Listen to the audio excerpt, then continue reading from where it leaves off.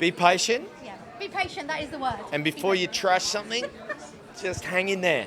I like that. That's a really good message. I was very proud of it. I'm very proud of the whole thing. You should be. And I'm so happy I did. What are you thinking? Just a crazy idea. You've got a skill none of the rest of us have.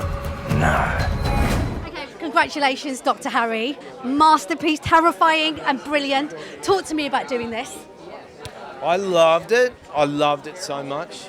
I think it's an amazing film to be making and releasing in this last few years, given that it's a story about isolation, a story about people coming together to support each other and help and solve a problem. And no better person to make it than that guy. Thanks for perfect walk by. He's walking by, but hey, listen, I felt terrified and I felt hopeful. And I'm wondering for you, like, what scares you and what makes you feel hopeful? Because you're a dad now as well. During the process of making this film, I understand you became a parent. So I'm assuming you were like in your head quite a bit, because this is quite a thoughtful film in that way. I never used to be afraid of certain things that now I'm afraid of now that I'm a dad. And I mean, the poignant thing to say was that I think that in the process of making this film, as I was leading up to becoming a dad, and then I became a dad, as did one of the Thai actors during this shoot, perspective changes. And playing Harry, Dr. Harry in this film, knowing that his choice to not just be involved as a diver but as a medical practitioner meant that he was making a crucial decision about the life or death of children and the pressure and the responsibility that that takes. And knowing that there's someone else's children Scary. is somewhat similar to being your own children, I think.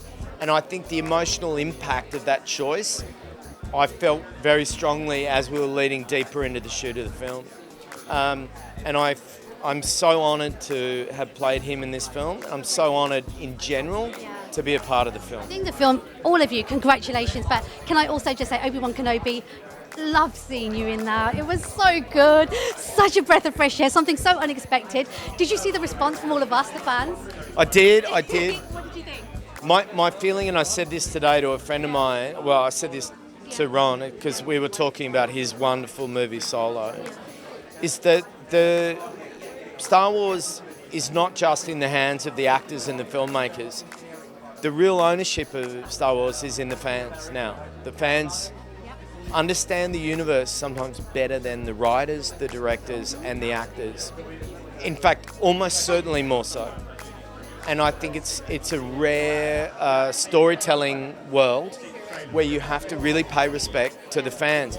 And so it's really wonderful to watch the fans respond. Now, what I will say about Obi-Wan is that I was disappointed about some of the darker aspects of the responses.